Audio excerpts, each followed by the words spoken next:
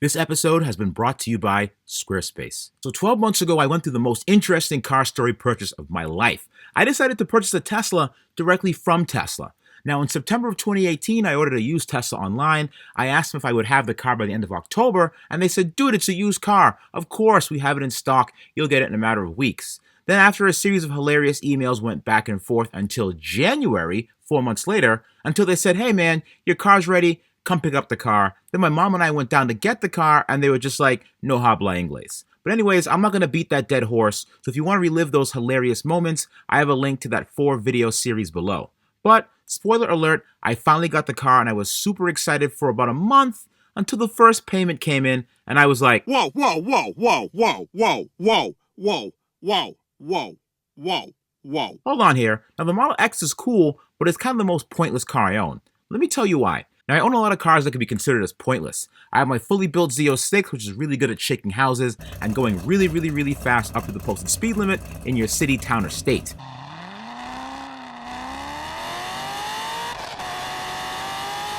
I have the Humvee, which is the largest vehicle I own, but only seats 2 people and can't actually make it to the posted speed limit.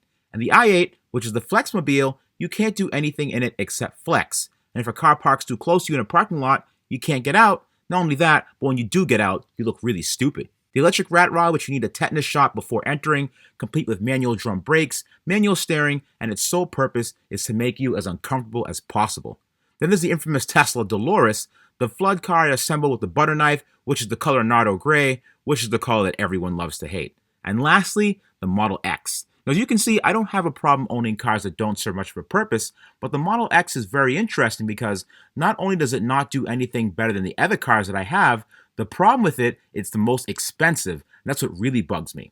Now, since a lot of you have been asking for an update on this car, here it is, and here's why I haven't really been talking about it much. Quite frankly, it's ridiculous. The autopilot's cool, the auto doors opening and closing is cool, the full glass windshield is also cool, but also hilarious at the same time because simple things like sun visors are now kind of useless. But I don't really mind any of that. Single-handedly, the biggest thing that drives me crazy about the Model X is the owners using that stupid Wizards in Winter. Do not do this. Stop doing this. You look stupid. Hey, look at me, I want attention. No joke, I'm not making this up, all right? I went to an EV car show. Everyone was cool. We're all hanging out, having a great time. I looked over my shoulder, and I saw both Falcon Wing doors in the Model X go up, and the lights turn on, and it started playing that stupid Wizards in Winter music, and I left immediately. I refuse to be around such foolishness. It's like, hey, everyone, look at me. My kid's gonna sing. Gather around. No one wants to hear your kid sing. So I went home, made a website highlighting why the Model X is the most pointless of Teslas, and Squarespace made it super simple. I mean, just look how easy it is. Being Squarespace is an all-in-one platform to build a professional website, online store, or portfolio. It's a great tool to help me convey my disdain for the X. It's easy to claim a website like www.themodelx is kind of annoying when you really think about it.com, or www.modelxdoors are about as reliable as trusting a 4-year-old with carrying a dozen eggs. So then you can create a custom site that matches your style. Check out these pages. I'm too busy being lazy, so I need a one-stop shop that makes my page look fresh, boyardee. If you had some really cool ideas and you're like me and already procrastinated the New Year's resolution, get going, you lazy bums. Head to www.squarespace.com/RichRebuilds and type in promo code RichRebuilds for 10% off your first purchase of a website or domain.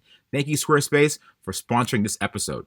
Now let's start with interior space. Now I'm moving out of my current garage into a different one. Let's see how many things my Model S can hold versus my Model X. Yes, you heard that right. I'm doing a comparison of my Model X, not against a gas car, but another Tesla. So the fanboys can start holding each other for emotional support because this is going to be Tesla on Tesla crime.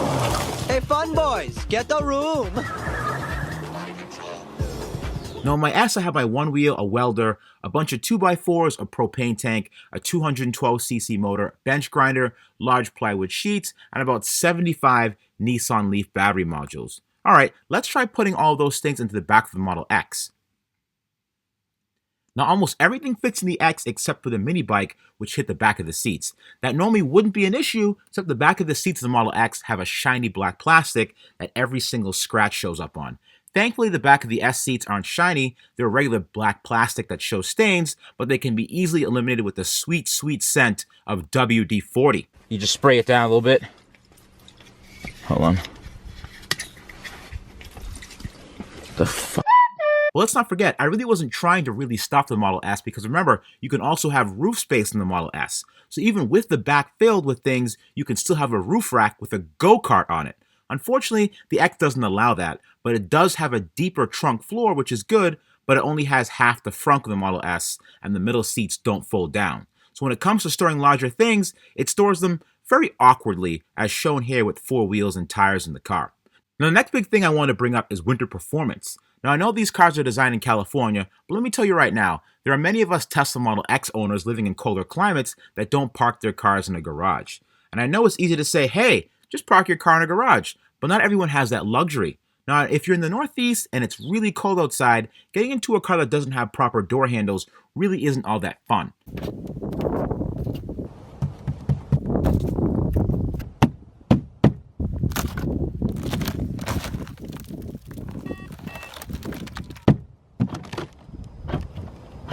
So the advice I got from Tesla was that in colder weather, I need to preheat the car for 1 hour. 1 hour. So it melts the snow around the handles. Now, the way that the Tesla Model X door's handle works is that after it unlocks, it pushes the door open. The user has no control over this because there's no mechanism to pull the door open. Now, this feature is very cool when it's warm and nice outside, but when it doesn't work, it kind of sucks. The ice builds up around the door handle, so when I try to press the button, it doesn't even register. And after a while of figuring out how to get in, I got into a nice warm car because I spent an hour and 30 minutes of electricity warming it up. But then there's one more bonus the second you actually open those doors. Guess what happens? All of that hot air you finished pumping into your car for the last hour and a half just floated into the atmosphere. There's nowhere for the heat pockets to live because when the door opens, half the roof also disappears with it as well. And your car gets cold again very fast. Now the fanboys are salivating and saying, well, Rich, this door handle thing could happen to any car, gas-powered or EV. It doesn't have to be just Tesla. Well, here's my Tesla Model S on the same day. The handle breaks through the ice just fine, and just like that, your argument's invalid. Now, the other thing I wanted to bring up is towing. As you know, the Model X can tow about 5,000 pounds, and you also know that I have no problem towing with my Model S, whether it be a quad, zero motorcycle, rat rod, anything like that. I've been towing with this car for a long time, rain, sleet, hail, or snow. When it comes to towing, however, as you know, in an EV, it can cut the range by more than half, especially if you're towing in the cold. So every little ounce of range is crucial. Why don't I tow my Model X? Well, it has less range than the S. That's right, my 2016 dual motor Model X with a 90 kilowatt hour battery only charges to 235 miles, where my 2012 single motor Model S with an 85 kilowatt hour battery charges to 255. It's interesting how much the battery has degraded in only 4 short years as opposed to 7 for my higher mileage P85. Now the original mileage on a new 90D is 257 miles, and on my S it's 265. So the S has lost 10 miles in 7 years, and the 90D has lost 22 miles in 4 years. Now since we're talking about the battery, let's talk about charging. What also kills me with my Model X only has a 48 amp charger on board, meaning at home it charges much slower than a Model S. My Model S has dual onboard chargers, which can take advantage of my home's 80 amp wall charger. But even though I have an 80 amp output, my Model X can only charge at 48. It's the difference between charging at 56 miles an hour and 28 miles an hour. Okay, now we have the charging and heating issues out of the way, let's talk about mechanical issues. Now the car has been very reliable, but just because I don't notice anything wrong with the car doesn't mean it shouldn't be checked out. There's one issue I'm having, and it's a serious vibration or shudder under acceleration, which is a very common issue. If you just simply Google the phrase Model X shudder, you'll get the point very quickly. Now the car is no longer under warranty, so I'm going to have to call Chad from the Electrified Garage to check it out. And also, you'll find out the car is hiding a pretty big surprise, so keep watching.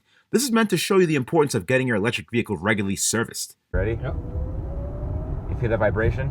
Yep. What is that? You know what that is? Yeah. Oh boy. You're probably gonna need front drive shafts and a new motor mount. Oh. The motor mount allows too much flex, and after a period of time, it starts wearing out the shafts. All right, and great. They start vibrating. Is it under warranty? Yeah. Good luck. Do that again. Let me hear that. Oh, come on. Isn't that normal? Is that a normal sound that cars make? For an X, sure. So that side's fine. Stuff on that side makes some bad noise. Crap. Yeah. Come here. Stuff on that side. Oh, come on.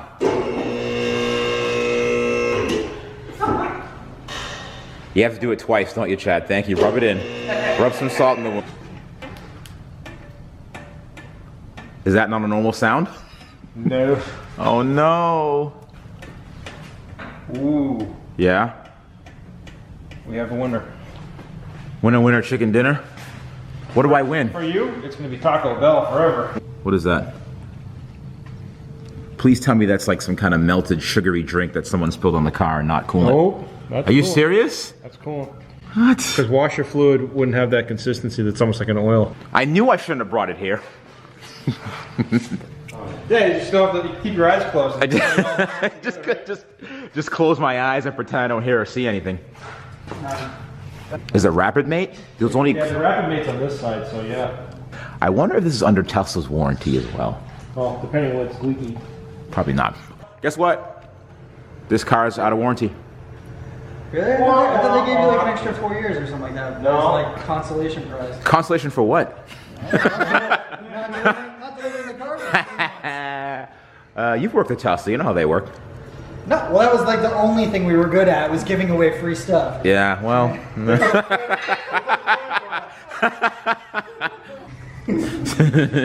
but seriously, that was the answer to everybody's question was, I'm not happy with this. Okay, here's a 4-year extension, or here's an extra 2 years. No, the guy gave me a firm handshake and. Where was this needed?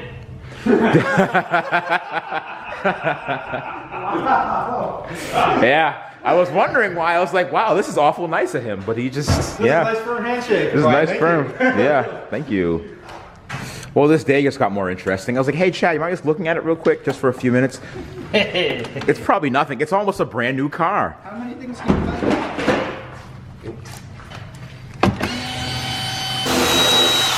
Some of these were loose. Hey, what? Hey, I did not touch this car. Okay, don't get me started. What tools do you guys use in the weekend, by the way? Oh yeah, I can believe it in Milwaukee's. Milwaukee. Cool. Ooh. Buy you some more. Ooh. Holy sh! Look at that filter. Yeah, so that's the. Oh, look, another road tissue. Dude, they love this. Look at that. So this is an actual air inlet. So the plastic tub sits on top of this. So all this is open for the air inlet to this. Yeah. So they can crawl in real easy, and that's their favorite. I mean, you can see the intros there. And that's the expensive one. That's the biohazard filter. Yeah. Well, it looks like, well, considering mice are pissing it, it's not very biohazard anymore, is it? No. It is a biohazard. It's literally. Well, Yeah. they chewed right through that. Yeah, they did. What's up with mice in this damn car? The faulty pump. So this is your. What the hell is this? They got in there too. That's insulation from your house. That's pink insulation. I would. They're trying to stay warm. They're staying warm. Little turds, man. So let's see. First it was Dolores that they made a home in, and then Right. they got evicted from that. So Right. they make it. I mean, it's not funny, but it is. Yeah, your coolant is low. It's almost below the minimum line, so you're definitely leaking coolant from somewhere. And that's how easy it was to check your coolant level. That's easy. It's down behind everything. You know, it's not important or anything. Yeah, right. God forbid you need a coolant. It'd be good if they had a digital gauge inside the car to say, hey, look, your coolant's low. Well, I mean, they'll tell you when it's too late, Yeah, when it's all said and done. when you're on the side of the road. Oh, Don't do this. the Rapid Mate. Really? Yep. It's all wet. I can see it right from here. The Rapid Mate to the HV battery is leaking. So either one of the O-rings is not seated right on it, or there's a crack in it or something. They did have problems with O-rings, pinching, rolling, stuff like that when the battery goes in and out. There's a lot of insulation in there. Look on this side, too, behind the... Oh, dude, AC there's a nest. Look at the size of this nest. Look at the size of that thing. They packed Holy it. crap, Go down under the reservoir. They got a condo going on. 3-story townhome in there. I love this. Electric vehicles don't need maintenance. I cringe every time I hear that. Yeah. Oh, my God. Check. Oh, Look at that. Hang on. Let me get the clip off this. I think you got the colony. That's not. oh, my God. Yeah. There's a baby mouse. No. Yep. Where? There's another one. All right, Chad, so question for you. So this morning, I had a problem where my doors would not open, and everyone thought I was BSing them and saying that this never happens. So tell me what's going on with this car. Like, how do I avoid actually getting trapped on the outside of my car? Because I kept pushing this over and over again, and it just wasn't opening. The Model X has various issues. Some of them is latch issues. Yep. They made a retrofit kit for our updated latch, which it looks like you have the newer style. Okay, good. Some of them have, well, a lot of them have the gasket. So this door gasket around that goes around the perimeter. There's two of them. So this is one, and there's one on the door itself. Water will get on these, and it'll freeze and it'll stick to the door. Okay. So it's like having this gasket and this gasket full of water and then ice, and it just freezes together. So a lot of times what happens when you try to pop the door, these just pop open a little bit off the latch, and then the motor and the X, these open and close with an actuator. So like I was saying, the door will freeze, and when you release a Model X door, it's just a little actuator that pops it open on the inside hinge area. You know, this is what opens and closes the door, the power actuator. Right. So if this is all frozen, it's a lot of effort to pop it open.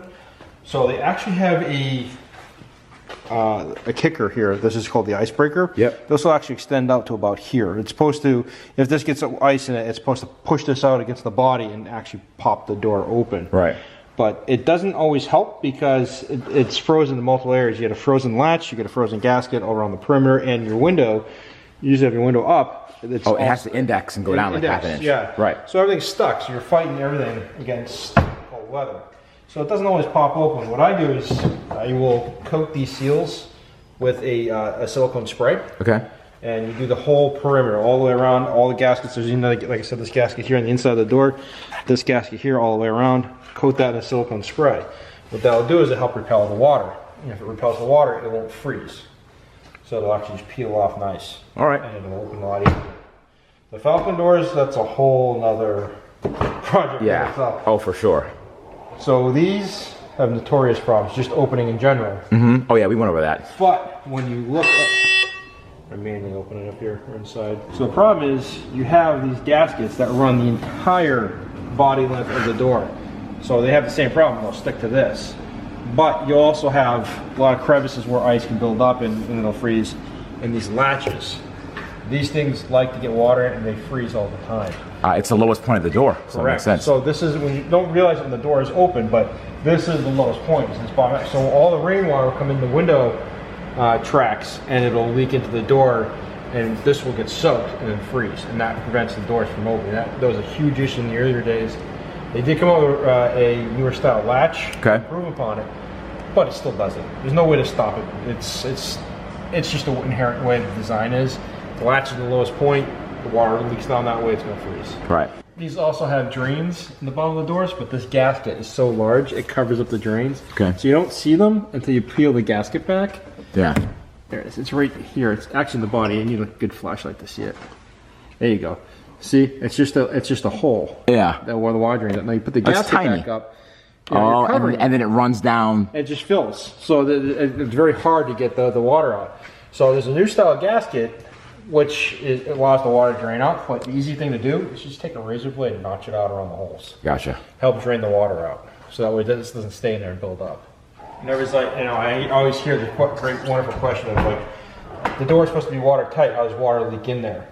No door is watertight. No. They all leak. Right. This right here is just a wiper. It just wipes the window. Yep. And prevents chatter. It's not a seal where it prevents any water from getting into the door. Like All right. every car you take apart, they do have water to drain, but they just control it by having it leak outside. Right. This door doesn't drain very well, and that latch is right down the bottom instead of being up mid-height, and that's why it has so many problems.